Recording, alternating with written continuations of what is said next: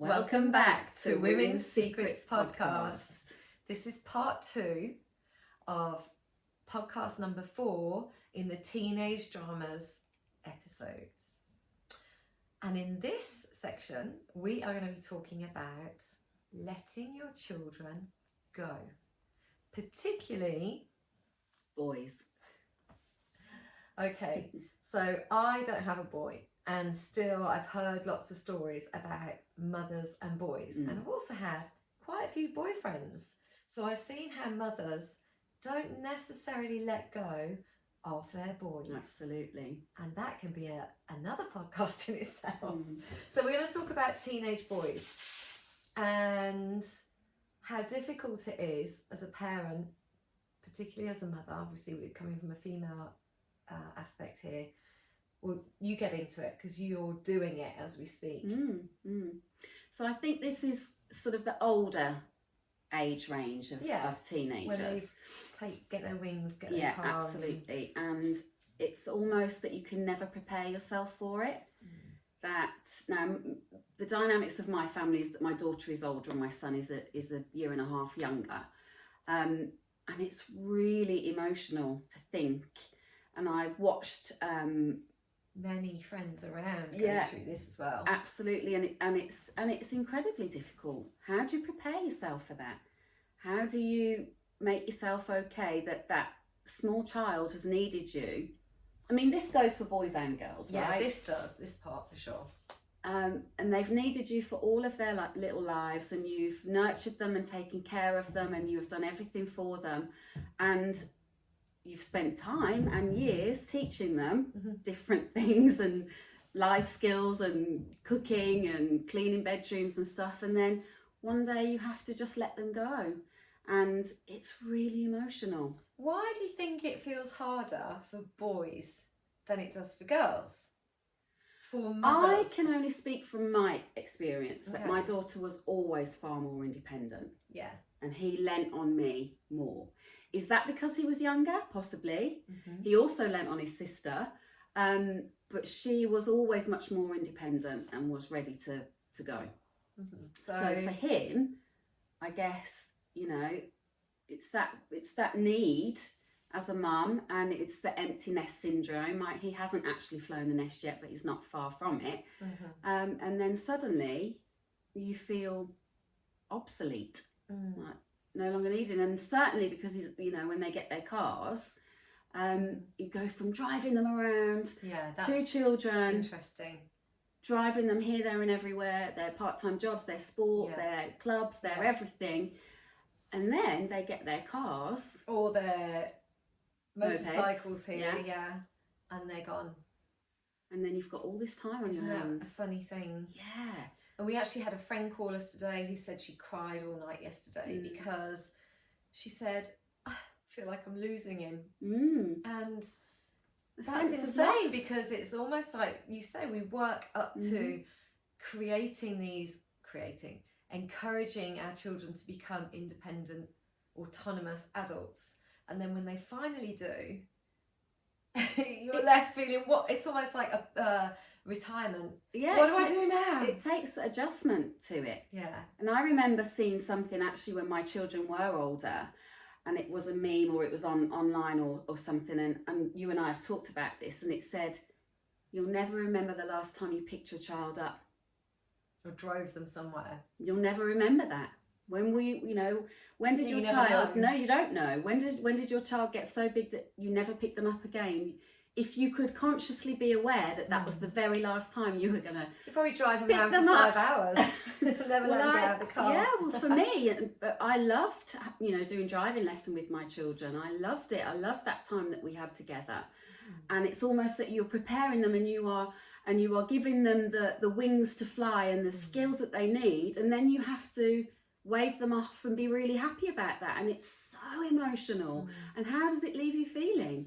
I remember bereft in some cases. Yes, definitely. I remember a friend of mine when my child was about 3 or 4, and I just loved how cute she was. You know what it's like when they're little, they're just so cute and so easy. And when you look back, now they're teenagers, it's just so not the same.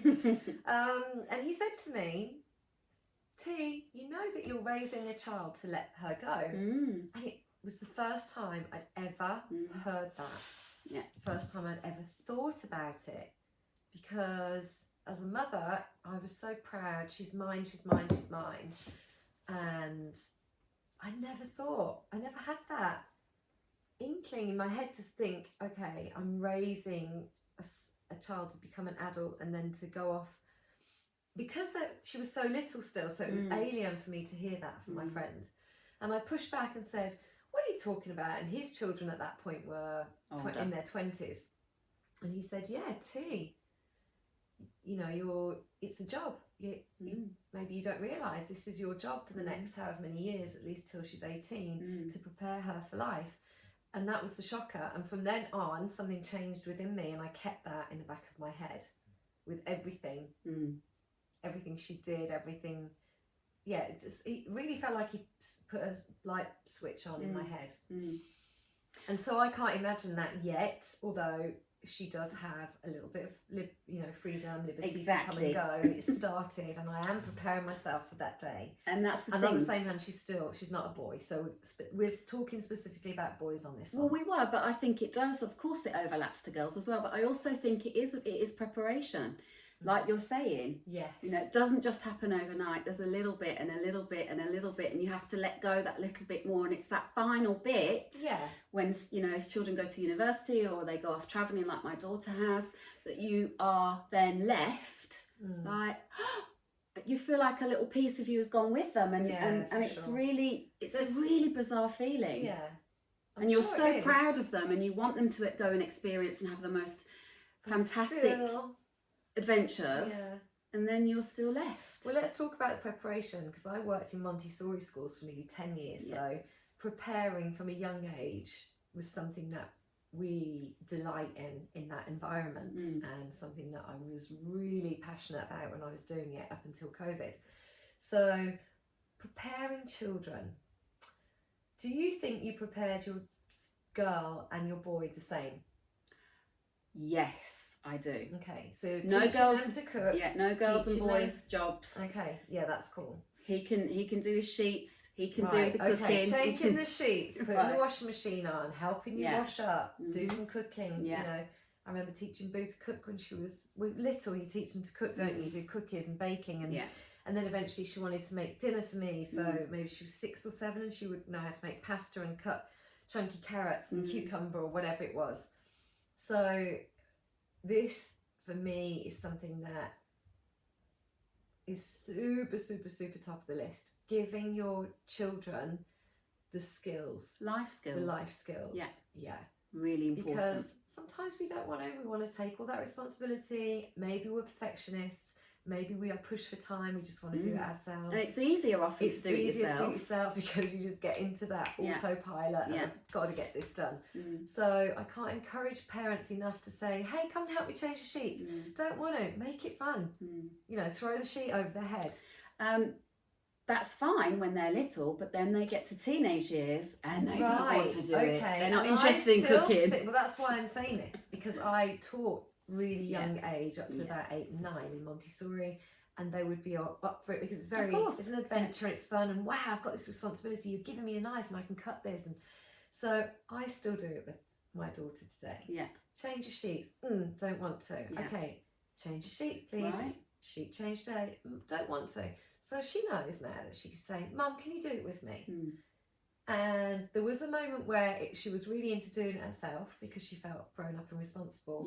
Now she does not want to do it because she can't be bothered. Exactly. So she says to me, can you do it with me?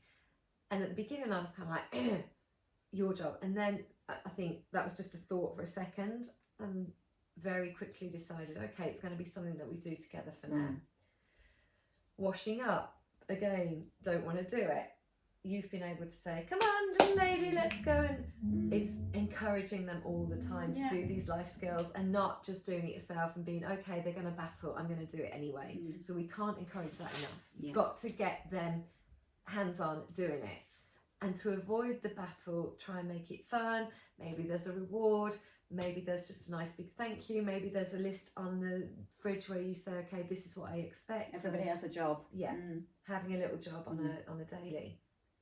So preparing to leave or preparing for them to fly off, all of these things, I think naturally as well, teenagers kind of, and their awful behaviour kind of prepares us a little bit. For them to go. Well, you're actually happy to see them. Well, not happy to see them go, but I think, you know, when they're little and they're growing and you are their world, they just look to you for everything, you know, and then they get a little bit older and then they're not interested in you anymore so much, and they want to be with their friends and they want to hibernate in their bedrooms, and it kind of, all of this I feel is preparation for it. Possibly, you know, your child has looked at you with love hearts coming out of their head for all of their lives, and then suddenly these hormones are raging and they look at you with absolute contempt, and it's kind of a little bit, as parents we have to adjust. We have to adjust to it.